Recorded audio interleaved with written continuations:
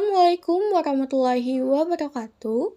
Perkenalkan, kami dari kelompok 2 yang beranggotakan Amelia Irmayanti, Putri Slamet, dan Jessica Nais. Kami dari Prodi Pendidikan Biologi, Fakultas Keguruan dan Ilmu Pendidikan, Universitas Wiralodra Indramayu. Pada kesempatan kali ini, kami akan menjelaskan tentang siklus karbon. Apa itu siklus karbon? Karbon adalah tulang punggung kimia dari semua kehidupan di bumi. Semua karbon yang kita miliki saat ini di bumi adalah jumlah yang sama yang selalu kita miliki ketika kehidupan baru terbentuk. Karbon membentuk molekul kunci seperti protein dan DNA adalah cara alam untuk menggunakan kembali atom karbon yang bergerak dari atmosfer ke organisme dan bumi, dan kemudian kembali ke atmosfer berulang kali. Sebagian besar karbon disimpan dalam batuan dan sedimen, sedangkan sisanya disimpan di atmosfer laut. Dan organisme hidup ini adalah reservoir atau wadah yang melaluinya.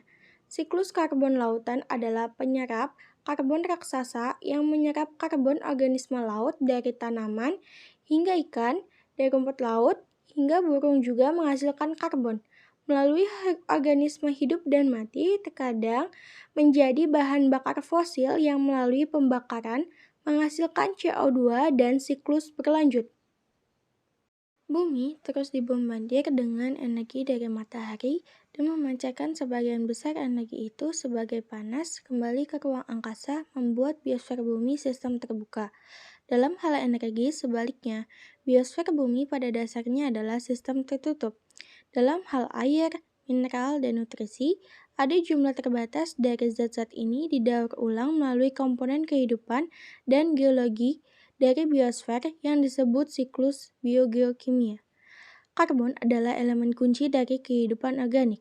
Di bumi, siklus melalui biosfer. Dengan cara ini, pohon seperti semua tanaman, alga, dan cyanobacteria adalah organisme autotrof yang menghasilkan makanannya sendiri dari molekul anorganik untuk memfasilitasi pertumbuhan melalui fotosintesis autotrof. Fotosintesis menggunakan energi dari matahari untuk menggabungkan karbon dioksida dari atmosfer dan air dari tanah untuk membentuk karbohidrat seperti glukosa. Oksigen dilepaskan sebagai produk sampingan dari fotosintesis. Disinilah kita akan mulai melacak lewatnya karbon melalui siklus karbon ketika sinar matahari mengenai daun energi dan sinar matahari ditangkap dan digunakan untuk mengubah 6 molekul gas karbon dioksida dari atmosfer menjadi gula 6 karbon glukosa yang dapat digunakan sebagai sumber energi untuk reaksi seluler. Kemudian glukosa dapat disimpan sebagai pati untuk digunakan, kemudian sebagai energi atau digunakan untuk membuat molekul lain seperti selulasa yang membentuk dinding sel tanaman dan berkontribusi pada biomasa tanaman. Selulosa adalah salah satu zat pembantu dalam sifat kaku dari banyak struktur tanaman, seperti daun, cabang, batang, dan batang. Ketika batang kayu atau bagian lain dari pohon dibakar, glukosa yang disimpan diubah oleh oksidasi kembali menjadi gas karbon dioksida yang dilepaskan ke atmosfer dengan cara yang sama seperti pembakaran. Bahan bakar fosil yang mengandung karbon diasingkan. Jaringan tumbuhan dan hewan membusuk dan terkubur selama jutaan tahun, melepaskan karbon dioksida. Memasuki atmosfer, hewan bukan autotrof tetapi heterotrof. Karena heterotrof bergantung pada siklus karbon untuk mendapatkan energi dan molekul yang diperlukan untuk pertumbuhan mereka adalah perlu mengkonsumsi organisme lain. Mereka melakukannya dengan memakan tumbuhan atau dengan memakan hewan lainnya. Tumbuhan adir glukosa yang dibutuhkan dari memakan tumbuhan mengandung karbon yang diubah tumbuhan dari gas karbon dioksida.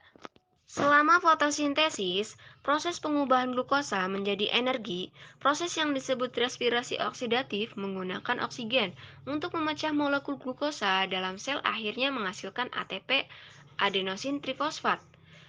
Energi dari sebagian besar reaksi seluler karbon dioksida yang dihasilkan produk limbah dari metabolisme oksidasi glukosa dilepaskan ke atmosfer melalui proses respirasi oksidatif yang sama. Tanaman juga melepaskan karbon dioksida ke atmosfer. Ini terjadi terutama pada malam hari, ketika mereka tidak menggunakan karbon dioksida. Untuk fotosintesis, selain memancarkan karbon dioksida melalui respirasi oksidatif, hewan melepaskan beberapa karbon. Limbah padat ini dipecah di dalam tanah oleh dekomposer subjuba dan organisme detritivor seperti bakteri dan jamur yang mendegradasi limbah untuk menghasilkan nutrisi yang dapat didaur ulang yang mereka gunakan untuk energi dan pertumbuhan dalam proses penguraian kotoran hewan pembusukan tanaman dan hewan mati.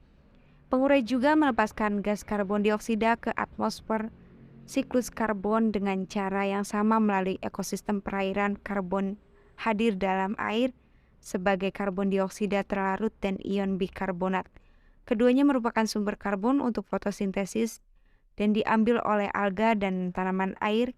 Karbon dioksida dilepaskan ke dalam air melalui respirasi oksidatif pada organisme ini dan pada organisme lainnya seperti ikan.